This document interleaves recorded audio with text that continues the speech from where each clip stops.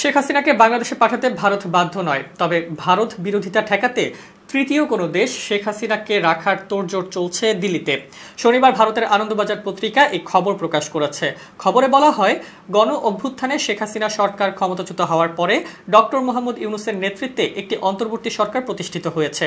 এই সরকারে কোনো রাজনৈতিক দলের প্রতিনিধি নেই, কিন্তু বিএনপি, জামায়াতে ইসলামীর মতো এতদিন সরকার বিরোধী অবস্থানে থাকা রাজনৈতিক দলগুলো ইউনূস সরকারকে সমর্থন করছে। দেশত্যাগী সাবেক প্রধানমন্ত্রী শেখ হাসিনা এখন ভারতে। প্রশ্ন উঠেছে, বাংলাদেশ সরকার প্রত্যর্পণের আর্জি জানালে ভারত কি শেখ হাসিনাকে ঢাকার হাতে তুলে দিতে বাধ্য?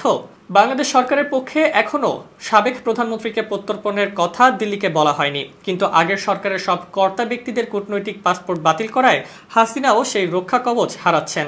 সাথে তার বিরুদ্ধে একের পর এক মামলা করা হচ্ছে, যার অধিকাংশই হত্যা ও গণহত্যার মতো গুরুতর অভিযোগে করা। এই পরিস্থিতিতে হাসিনাকে প্রত্যর্পণের দাবি জানিয়েছেন বিএনপি মহাসচিব মির্জা ফখরুল ইসলাম আলমগীর। তার কথায়, ভারত ও বাংলাদেশের মধ্যে 2013-তে প্রত্যর্পণ চুক্তি হওয়ার পরে হাসিনাকে ভারত ঢাকার হাতে তুলে দিতে বাধ্য। ফখরুল জানিয়েছেন, প্রত্যর্পণের পরে খুনের আসামি হিসাবে হাসিনার বিচার করা হবে ঢাকার আদালতে। তবে সরকারের কোনো পদে ফখরুল নেই, তাই হাসিনাকে ফেরত দেওয়ার বিষয়ে তার কথার জবাব ভারত সরকার দেয়নি। কিন্তু জবাব না দিলেও দিল্লিতে হাসিনার অবস্থান যে বাংলাদেশে ভারত বিরোধিতা বাড়াবে, পররাষ্ট্র মন্ত্রণালয় তা বোঝে। সূত্রের খবর, এজন্য তৃতীয় কোনো দেশে হাসিনাকে নিরাপদে রাখার একটা তোড়জোড়ও দিল্লির তরফ থেকে চলছে। মির্জা ফখরুল ইসলাম আলমগীর হাসিনাকে ফেরত চাইলেও বিএনপি নেতৃত্বের মধ্যে এই দাবির বিষয়ে এখনো কোনো সুনির্দিষ্ট সিদ্ধান্ত হয়নি।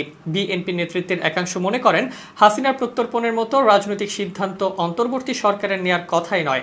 অন্তর্বর্তী সরকারের কাজ আইন শৃঙ্খলায় রাশ টেনে নির্বাচনের ব্যবস্থা করা।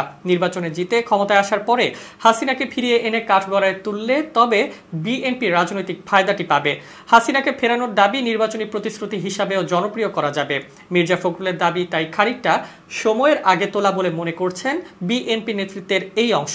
তবে হাসিনাকে ফেরত দেওয়ার বিষয়ে 2013-র প্রত্যর্পণ চুক্তির তেমন কোনো গুরুত্ব রয়েছে বলে মনে করছে না ভারতের পররাষ্ট্র মন্ত্রণালয়।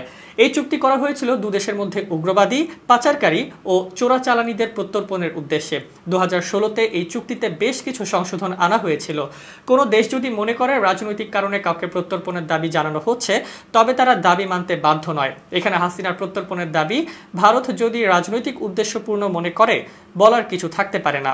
আবার চুক্তির আরেকটি ধারায় রয়েছে, প্রত্যর্পণের পর দীর্ঘ কারাবাস ও প্রাণহানির আশঙ্কা থাকলে অন্য পক্ষের দাবি খারিজ করা যাবে। ভারতের পররাষ্ট্র মন্ত্রণালয়ের এক কর্মকর্তা জানিয়েছেন, শেখ হাসিনার সাথে ভারত সরকারের সম্পর্ক ঐতিহাসিক।